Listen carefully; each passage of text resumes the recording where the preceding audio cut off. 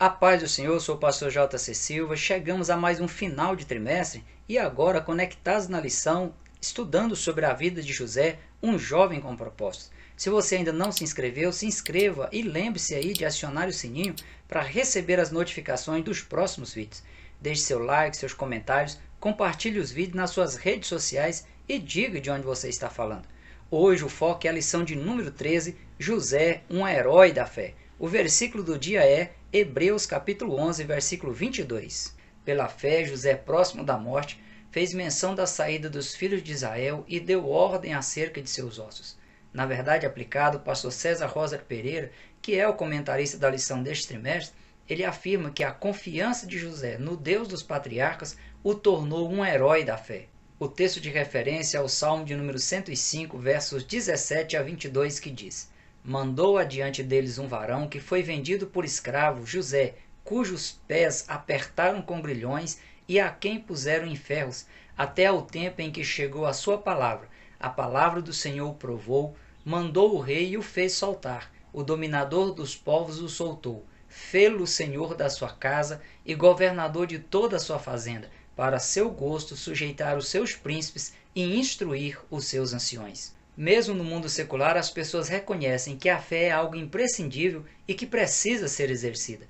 Até Gilberto Gil, que chegou a declarar no programa Segunda Verão da GNT que Deus é invenção do homem e que ele se utiliza das expressões graças a Deus e Deus lhe proteja apenas por respeito cultural, Gilberto Gil compôs e gravou uma música que diz: Andar com fé eu vou, que a fé não costuma falhar.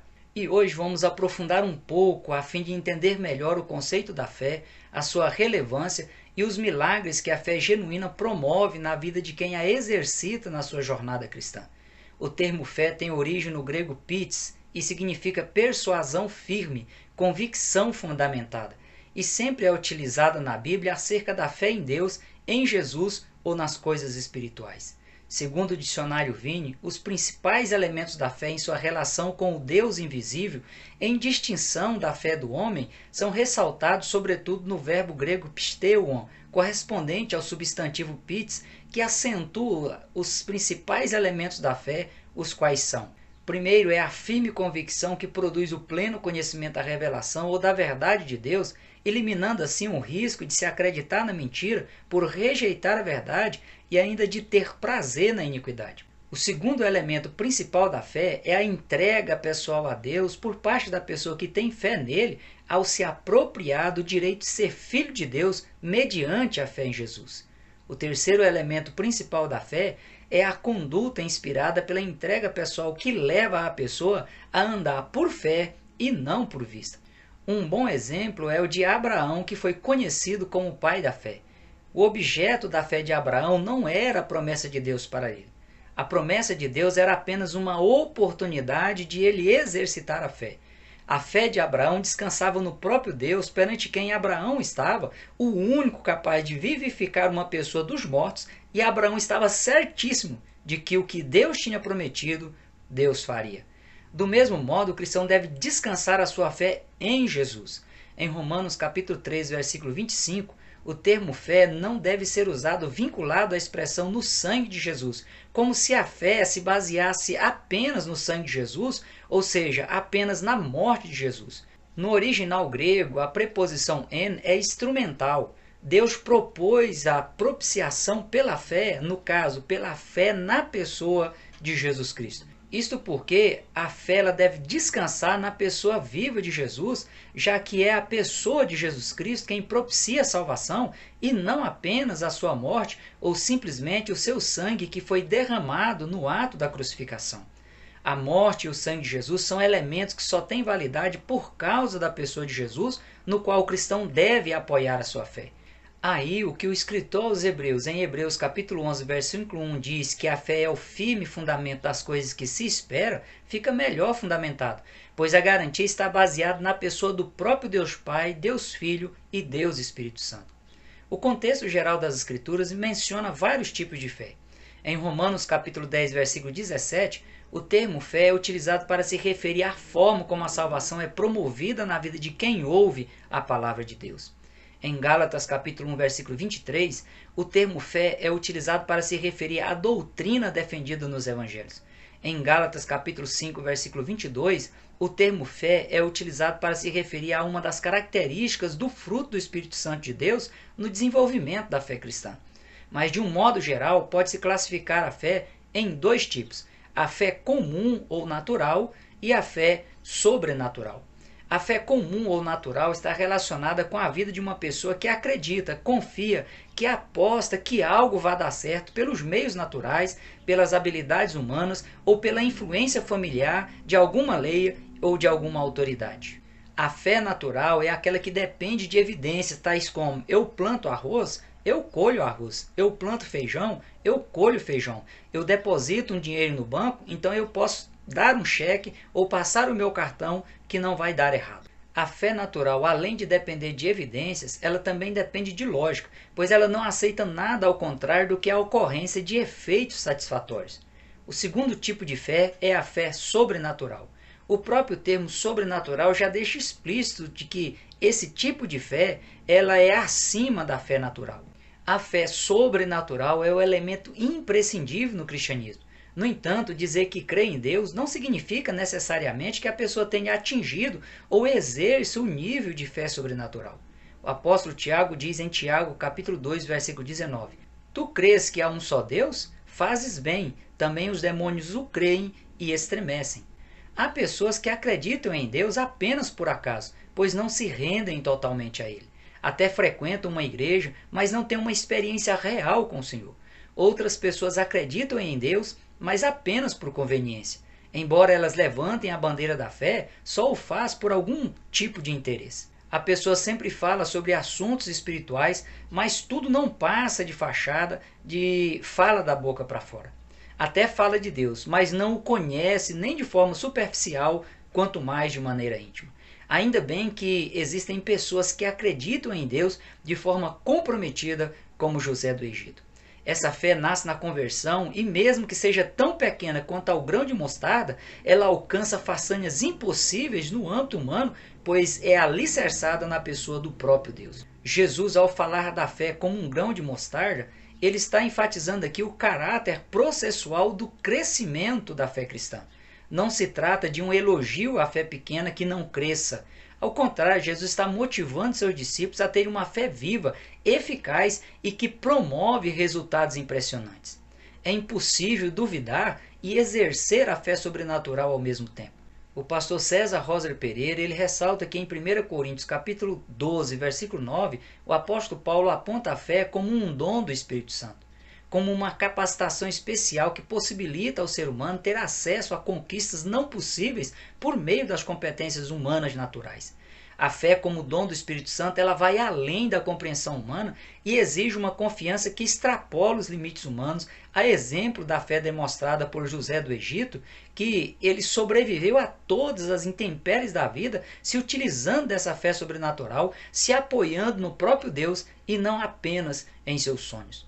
Em um mundo de tanta incredulidade, a igreja ela precisa evidenciar e motivar as pessoas a exercerem a fé sobrenatural, a fim de que Deus continue realizando os milagres mencionados no contexto bíblico e atraia a atenção da humanidade para ele. O pastor Davi Nassif, ele diz que a fé em Deus nos faz crer que ele está trabalhando, mesmo que nossos olhos não contemplem nada. Para o pastor César Roser Pereira, a fé nos ajuda a entender que Deus agirá independentemente de nossas limitações. Cultive a fé sobrenatural durante a trajetória da sua vida cristã, assim como José o fez de forma prática no seu dia a dia, permitindo que Deus permanecesse no controle de todas as situações em sua história de vida. Na carta aos Hebreus, o escritor deixa claro que, sem fé, é impossível agradar a Deus, porque é necessário que aquele que se aproxima de Deus creia que ele existe e que é galardoador dos que o buscam. Deus não pode ser visto com os olhos físicos, somente com os olhos da fé. Portanto, a fé é o elemento imprescindível para o ser humano se aproximar de Deus, encontrá-lo, se relacionar com ele de forma íntima e de forma profunda. Isso independentemente do quanto a pessoa seja boa na forma como ela se relaciona com as outras pessoas e como conduz a sua vida. José do Egito, ele reconheceu que a sua fé era a sua ponte de acesso para ter um relacionamento genuíno com Deus. Outro fator importante quanto ao exercício da fé é a prática de boas obras. Tiago diz que, assim como o corpo sem o espírito está morto, assim também a fé sem as obras é morta. José do Egito, ele mesclou a sua fé viva e sobrenatural com as muitas boas obras que praticou por onde passou, tornando os ambientes agradáveis e prósperos à sua volta. Da mesma sorte, cada cristão precisa exercer a sua fé em Deus e demonstrá-la por meio das suas boas obras, originadas nas características do fruto do Espírito Santo. A fé nos leva a milagres extraordinários, conforme demonstrado nos relatos da galeria dos heróis da fé em Hebreus capítulo 11. A fé genuína dos personagens bíblicos em Hebreus capítulo 11 e tantos outros relatos os levaram a experimentar o extraordinário de Deus para eles.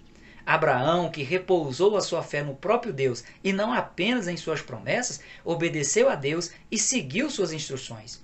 Moisés, ao repousar a sua fé no próprio Deus, ele rejeitou ser chamado filho da filha de Faraó, coordenou as 10 pragas enviadas por Deus ao Egito, abriu o mar vermelho apenas tocando nas águas com seu cajado, jogou um graveto numa água amarga e ela se tornou potável, tocou na rocha e dela jorrou água. O profeta Elias ordenou e ficou 3 anos e meio sem chover no território de Israel.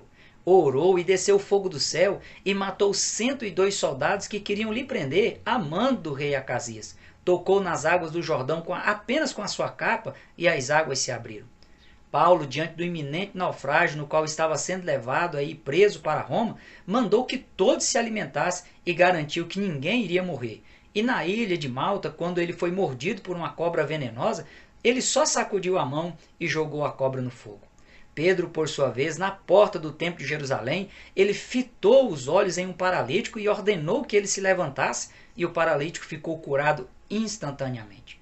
A fé sobrenatural leva os servos e servas do Senhor a trilharem caminhos traçados pelo próprio Deus.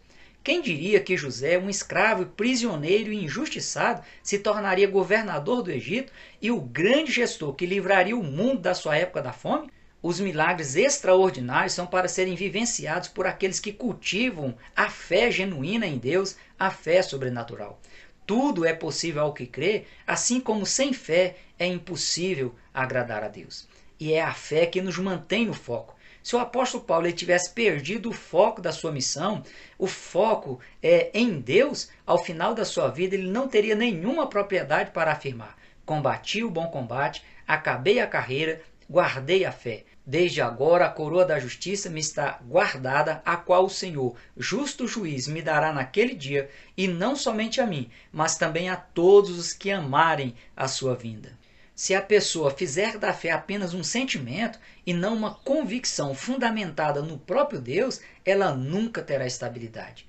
É a fé como um dom divino que gera a convicção íntima e insolúvel que proporciona estabilidade na vida cristã e em todas as demais áreas da vida humana. Pedro, ao aceitar o convite de Jesus e descer do barco para andar sobre as águas em meio a um vendaval e fortes ondas, enquanto ele preservou a sua fé, ele conseguiu manter o foco na pessoa de Jesus sem se afundar. Mas ao titubear na fé, perdeu o foco antes direcionado a Jesus, passou a se preocupar com as ondas e com as impossibilidades humanas, por isso começou a se afundar. Ele só não morreu porque Jesus havia empenhado a sua palavra e ordenado a ele que descesse do barco para andar sobre as águas. O pastor César Rosa Pereira ele aconselha: não olhe para as circunstâncias, mantenha os olhos fixos em Cristo por meio da fé. Cuidado com os destruidores de fé. Assim como aconteceu com José na sua própria família, em que os seus irmãos e seus pais o questionaram, duvidando das possibilidades dos seus sonhos se tornarem reais, por não entenderem os mistérios de Deus na vida de José e zombaram dele, o mesmo pode ocorrer com você. Podem surgir destruidores de fé tanto no seu círculo de convívio íntimo quanto de outras pessoas, como ocorreu com José no caso da infiel esposa de Potifar, que o acusou injustamente, e no caso do copeiro Mor de Faraó, que se esqueceu dele por 2 longos anos na prisão. Cuidado com quem você compartilha seus sonhos, seus projetos de vida. Haverá pessoas que tentarão cercear seus sonhos, plantar dúvidas nos seus projetos colocados diante de Deus, contaminar a sua fé para destruí-las, limitar a ação de Deus em prol da sua vida. Diante do que a Bíblia diz, que maldito o homem que confia no homem, confie desconfiando, tenha malícia no sentido de vivacidade, seja esperto, ou seja, mantenha uma margem segura aí nos seus limites quanto às suas confidências, para evitar que você venha a ser ferido por quem você menos espera. O único que merece confiança incondicionável é o Senhor, é Yahvé Adonai, o soberano do universo. O pastor César Rosa Pereira, ele pondera que existem sonhos que devem ser guardados no coração e se aguardar os seus cumprimentos. Espera no Senhor, anima-te e Ele fortalecerá o desejo do teu coração. Espera, pois, no Senhor.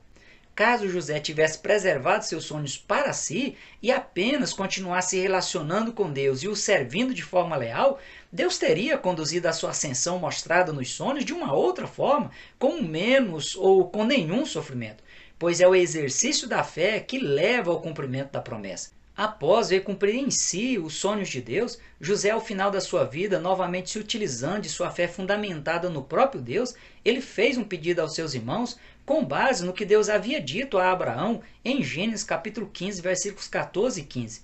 E disse José a seus irmãos: morro, mas Deus certamente vos visitará e vos fará subir desta terra para a terra que jurou a Abraão, a Isaque e a Jacó. E José fez jurar os filhos de Israel, dizendo: certamente vos visitará Deus, e fareis transportar os meus ossos daqui. José morreu aos 110 anos de idade. 430 anos depois do pedido de José a seus irmãos, Deus moveu o sobrenatural para usar Moisés e executar o que José havia pedido pela fé no Deus de Abraão, no Deus de Isaque, no Deus de Jacó, no Deus que José mesmo servia de maneira confiante. Quando Moisés liderou a saída dos hebreus do cativeiro egípcio, tomou Moisés os ossos de José, porquanto havia este estreitamente a juramento aos filhos de Israel, dizendo: certamente Deus vos visitará, fazei, pois, subir daqui os meus ossos convosco. Para Deus cumprir suas promessas e atender os pedidos de seus servos e suas servas, não precisa dos servos e servas do Senhor estarem vivos, pois Deus é imortal, Ele é de eternidade a eternidade. Como a fé de José não estava arraigada apenas nas promessas de Deus, mas na pessoa do próprio Deus, Deus fez acontecer o desejo do seu coração. Josué capítulo 24, versículo 32 diz que enterraram em Siquém os ossos de José que os filhos de Israel trouxeram do Egito, naquela parte do campo que Jacó comprara aos filhos de Ramor, pai de Siquém, por 100 peças de prata, porquanto foram em herança para os filhos de José.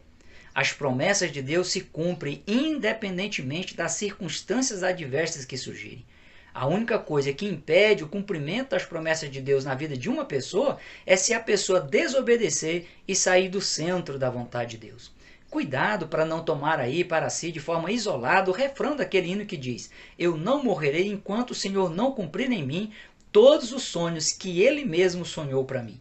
A sequência da letra do próprio hino demonstra a necessidade de a pessoa ter que viver em santidade e em adoração, para ver cumprida aí os sonhos de Deus para si.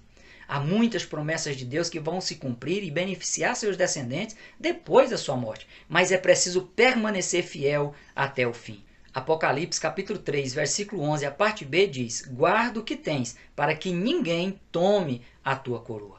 Coroa é uma consequência das promessas de Deus, como também é símbolo de recompensa divina aos seus servos e suas servas leais à sua vontade. Enquanto você permanecer fiel, mesmo que venha a óbito físico na condição de salvo, a garantia de Jesus é: os céus e a terra passarão, mas as minhas palavras não hão de passar. Mesmo a Igreja de Cristo na Terra vivendo e convivendo como uma sociedade mística, na qual as pessoas confundem crendices populares com fé e amuletos consagrados como meio de acesso aos favores divinos, é preciso que a Igreja busque e preserve o discernimento espiritual para dar o exemplo de fidelidade ao Senhor, como também para evitar vir a se decepcionar e fracassar ao abandonar a fé. Assim como José, vença os obstáculos que se puserem à sua frente e cumpra com excelência o propósito divino para a sua vida. Afinal, todo que é nascido de Deus vence o mundo, e esta é a vitória que vence o mundo, a nossa fé. Até o próximo encontro, conectados na lição, prossiga na paz do Senhor.